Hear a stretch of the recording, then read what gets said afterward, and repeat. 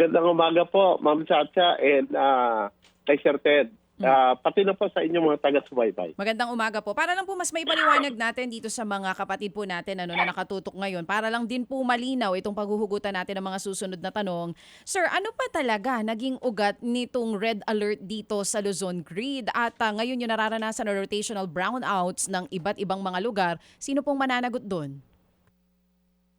Actually po, ang pinag-umpisahan talaga ng karagdagang kakulangan ng supply natin ng kuryente dito sa Luzon ay yun pong nag-tripping na nangyari sa dalawang major transmission facility ng NGCP. Noong Miyerkules po, May 13, maaga pa lang po ay nag-trip ang Dasmariñas Ilihan 500 kV line ng NGCP at nasundan po yun ng bandang alas 6 ng Tayabas Iligan 500 kV line. Dahil po yung linya na yon ay ginagamit po ng ating natural gas generation facilities, particularly po yung Excellent Energy Resources na merong capacity na 1,265 megawatts at Ilihan Power Facilities na may total capacity of 1,200 megawatts. Nawalan po kagad ng halos 2,500 megawatts yung ating grid system. Na-isolate po kasi yung mga planta natin. Hindi siya pwede magbato ng elektrisidad sa sistema natin. Pati po yung nagsusupply ng gas, dahil na-isolate nga po yung linya, yun pong LNGPH natin, yung nagsusupply po ng gas doon sa Ilihan, sa Kairi, naapektuhan po. Nawalan po sila ng power. So dahil biglaan po yung pagkatumba ng mga planta dahil sa pagkapatay ng linya ng kuryente, kahit po na ibalik na ng NGCP yung Tayabas, Ilihan at Dasmariñas line, noon ding araw na yon, nung hapon po, ay hindi naman po nakabalik kagad yung ating mga planta. Dahil galing po ito sa total shutdown, meron pong proseso para po ito ay ma-restart at makapagbigay po ng kuryente sa system. So hanggang ngayon po, ang EERI Unit 1 pa lang ang nakakapagbato ng kuryente, kung kaya hanggang sa araw na ito po, meron pa po tayong red and yellow alert na siya pong inaanunsyo ng National Grid Corporation of the Philippines for today. Sir, yung pong mga ilihan na yan na binabanggit yung planta, nasaan yan eksakto at saang lugar ang susupply? Ito po, yung pong ating natural gas facilities na Ilihan at Excellent Energy Resources ay nasa Batangas po, sa Batangas City. Yes, sir. So, dedicated po yung linya nila na papunta po ng Luzon Grid na dumadaan po na Metro Manila. Okay, so meaning po, Luzon exclusively ang sinusuplayan nito? Ay, hindi po. Kasi pag may sobra po generation ang Luzon, ito po ay nag-e-export po ito ng kapasidad up to 250 megawatts ay nag-susupply din po ito sa Visayas. Okay, sige. So sa Visayas po, bakit naman nag-red alert? Sa Visayas po kasi, karamihan po ng ating mga biomass energy generation facilities ay mababa po ang production nila ng kuryente dahil off-peeling season po. So yun po yung unang sitwasyon. Tapos may mga planta po tayo doon na nasa preventive maintenance o naka-force outage. Kaso, noong pong 12, noong Mayo 12 po, nagkaroon po ng biglaang pagtitrip ang planta po ng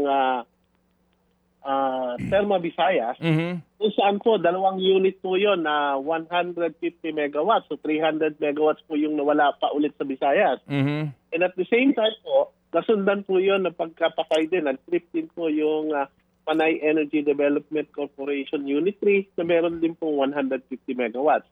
So, malaki po yung nawala sa Visayas, hindi pa nakakakuha sa Luzon, kaya nagkaroon po, simula pa po ng 12, meron na pong red and yellow alert sa Visayas. Hanggang sa ngayon din po, meron pa rin pong red and yellow alert sa Visayas tayo na mararanasan. At sa Luzon po, red pa rin? Opo.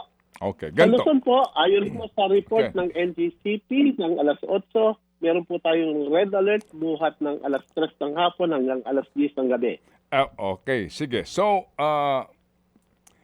Itong Luzon may red alert. Umabot po ito ng Kabisayaan kasi po may mga planta na naman na nagbaksakan. Ano po? Tama? Tama po kayo. Yeah, okay, sige. Actually po, nauna po ang Visayas. Yes, okay. Na lagi natataon kung kailan tag-init, kung kailan mataas yung demand, lagi natataon na sila po yung nasisiraan ng planta. Kapag ho ganyan, Tama po. nasaan na po yung ancillary service? Kasama po yun sa pag-compute natin ng available capacity sa lahat po ng grid system natin. Hiwalay po yung Luzon, hiwalay ang Visayas, at hiwalay ang ano. So kahit po isama natin yung ancillary services po natin, yung reserve natin, nagkulang pa rin po at malaki ang kulang. Actually, hindi naman po ganong kalaki, pero pagdating po sa Visayas, ang 200 megawatts po nakakulangan ay malaki para sa Visayas. Mhm. Pero tandaan po natin, kung meron pong kakulangan na 200 megawatts sa Visayas, kung meron pong sobra ang Luzon, pwede po magpasa ang Luzon para sa Visayas. Mhm. Mhm. Pero yun hubang ancillary service na iyan, sapat na ba yung ibinibigay ng grid operator ninyo? Base po sa tantiyan natin, So sa mga registered po na mga planta na dapat magbigay ng ancillary services, dapat po sapat. Ang problema lang po natin na nakikita sa Visayas, ang karamihan po ng ancillary services ay mga diesel at bunker facilities kung saan mas mahal po siya kaysa sa ancillary services sa Luzon. But regardless, yung supply ang pinag-uusapan po natin dito, the question is, yung requirement na dapat merong kang sapat na ancillary service, meaning pagkukunan ng kuryente kung merong kakulangan, ang tanong, sapat ba ito o hindi? Dapat po ay sapat. Kaya lang, kasama po sa pagkwenta yung total capacity na available, magkasama po yung energy at ancillary. Dahil malaki nga po, 450 megawatts, doon pa lang sa 3 planta na natumba noong Mayo 12, malaki pong kabawasan yun. Kasama na po ang ancillary services. So hindi po kakayanin Opo. ng ancillary services yung 450 megawatts. Okay, sige po. Ang naging press release po ng NGCP ay NGCP is ready. What we need is supply. Kasi po, as always, sa ating pagpapaliwanag, obligasyon ng NGCP na siguraduhin po yung pong daloy ng kuryente at yung pagkukunan nito sa bawat grid na kung tawagin. Di po ba? Ano po? Right? Yan ang kanilang responsibilidad. Tama po. Opo. Pero, Tama po. pero nag-react ang inyong secretary. At ang sabi niya, Tama po. ang sabi po ng inyong secretary sa patalastas ng NGCP, ano daw? I can list the number of completed power plants that NGCP has given system impact studies that cannot connect to the grid because the grid is not ready or completed. Maybe tama naman. There's lack of supply because there's lack of grid. Say mo, NGCP. Tama po kayo. Okay. Tama po kayo. Sir Ted, tama po kayo. Kasi yung pong sinasabing available capacity ng linya natin ay hindi po naaayon kung nasaan yung mga planta ng kuryente. Ang nagbibigay naman po at gumagawa ng system impact study, yung pong pag-aaral kung ang isang planta ay pwedeng ikabit sa grid ay ang ating NGCP. So alam po nila kung saan nagtatayo ang mga proponent natin ng mga planta. Pangalawa po, karamihan po ng target natin ay renewable energy. So pagdating po sa renewable energy, ito po ay yung tinatawag nating site-specific. Kung nasaan po yung resource, doon po madidevelop. For example po, kung ang wind resources natin ay nasa Ilocos Norte, hindi po natin pwedeng ilagay yan sa Metro Manila. Tama. At kung yun naman po solar facility po natin ay nasa Metro Manila, pero ang Metro Manila po wala nang available na lupa na pwedeng gamitin na pagtayuan, siyempre po ang hahanapin ng ating proponent ng solar ay yung mga kalupaan na hindi pwedeng gamitin sa agrikultura, Opo. sa residensya, Opo. o ano pang ibang gamit. Opo. So alam po dapat ng ating National Grid Corporation of the Philippines sa paggawa nila ng system impact study kung saan itatayo ang planta.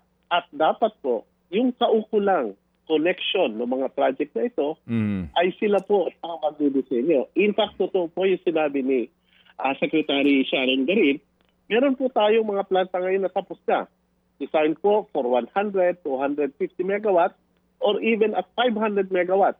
Pero ang naiibigay lang po sa grid dahil kulang ang connection ay 50 megawatts, 300 megawatts sa halip na 500 megawatts. Mhm. Alam po nila yan. Ayun. Okay. So, klaro ito. May pahabol ng tanong si Chacha. Go, Cha. Oo. So sa madaling salita, tuloy po ang rotational brownouts, tapos tataas pa ang kuryente. Tama po ba yun, Yusek? Ganun po ba?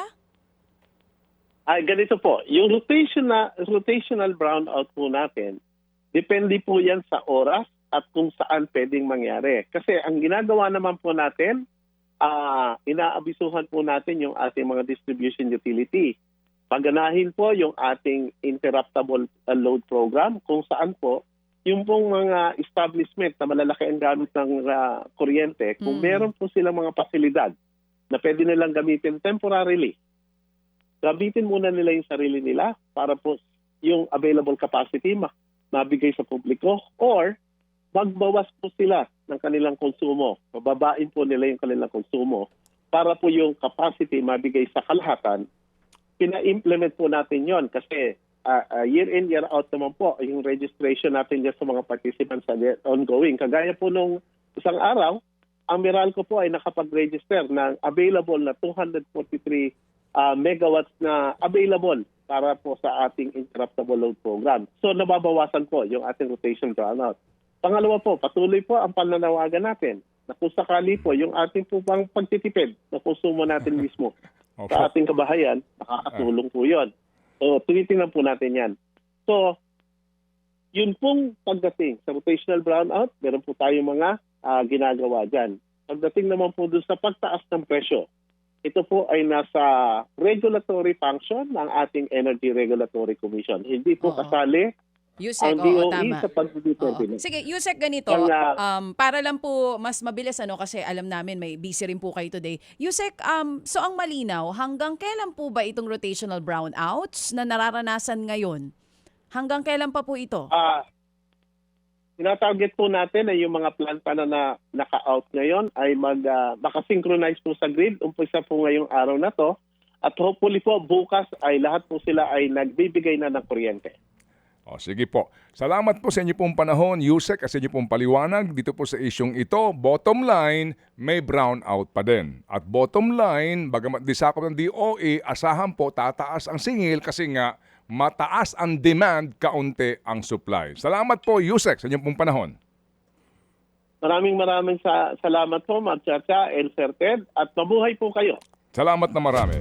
Mga kapatid, patuloy po kayong tumutok sa 105.9 True FM para sa totoong balita, impormasyon, music and entertainment. Mag-subscribe sa aming YouTube channel at podcast at sundan nyo kami sa Facebook, Instagram, X at TikTok sa True Network PH. Bisitahin din po ang aming official website, truefm.ph. At panoorin din kami sa True TV Signal, Channel 19. Kami po ang 105.9 True FM.